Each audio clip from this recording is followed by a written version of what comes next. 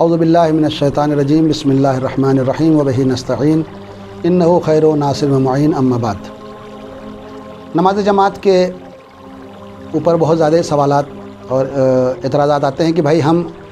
نماز میں کیا چیزیں پڑھ سکتے ہیں امام کے ساتھ۔ اس کے حوالے سے میں آپ کے سامنے عرض کروں کہ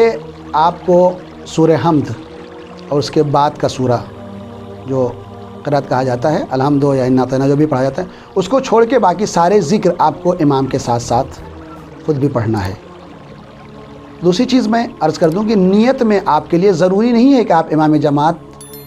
کا نام جانتے ہوں، جاننا ضروری نہیں ہے، لیکن نیت میں امام حاضر کی نیت کرنا ضروری ہے کہ میں نماز پڑھتا ہوں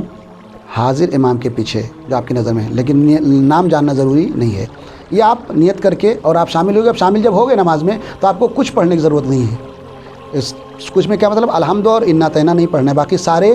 ذکر کو آپ کو خود سے پڑھنا ہے۔ اب یہ اور بات ہے کہ کبھی انسان سلام پہلے پڑھ لیتا ہے تو اس میں کوئی حرج نہیں ہے امام سے پہلے سلام پڑھ لینے میں۔ دوسری چیز، اگر آپ مغرب کی نماز پڑھ رہے ہیں، جماعت لمبی ہے، امام جماعت کی آواز آپ تک نہیں آ رہی ہے، الحمد اور انا اعطیناک، اگر امام کی آواز آپ تک نہیں آ رہی ہے تو آپ ایسی صورت میں وہ سورہ پڑھنے میں کوئی حرج نہیں ہے، لیکن آواز آ رہی ہے تو آپ کو نہیں پڑھنا ہے۔ ظہر عصر میں دیکھیں یہ تین نمازیں، صبح کی، مغرب اور عشاء کی، شروع کی دو رکعت جو ہے، لیکن ظہر اور عصر میں آپ جب امام الحمد اور دوسرا سورہ پڑھ رہا ہے اس صورت میں آپ کو صرف ذکر پڑھنا ہے، کوئی ذکر پڑھتے رہیں جب امام کی آواز نہیں آئے گی، چونکہ امام اخفاتی نماز میں ہے، لہذا اس صورت میں۔ اور دوسری چیز یہ کہ آپ کو یہ ہو گیا ذکر، یہ ہو گئے نماز کے اذکار، لیکن سجدے میں جانے میں، رکوع میں جانے میں آپ امام سے پہلے رکوع میں نہیں جا سکتے،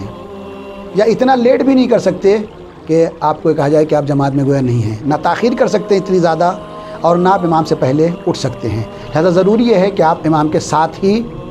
رکوع اور سجدے میں جائیں۔ اگر آپ نے کبھی امام سے پہلے رکوع سے سر اٹھا لیا یا سجدے میں ایک بار ایسا ہو گیا، ایک بار تو چل جائے گا، لیکن اگر 2-3 بار ایسا ہوتا ہے تو آپ کی نماز وہ فرادہ میں شامل ہو جائے گی۔ لہذا آپ کو امام کی اطاعت میں ساتھ میں رکوع کرنا ہے، ساتھ میں سجدے میں جانا ہے، پہلے سر اٹھانے کے نتیجے میں آپ کی نماز فرادہ ہو جائے گی۔ وآخر دعوانا ان الحمد للہ رب العالمین۔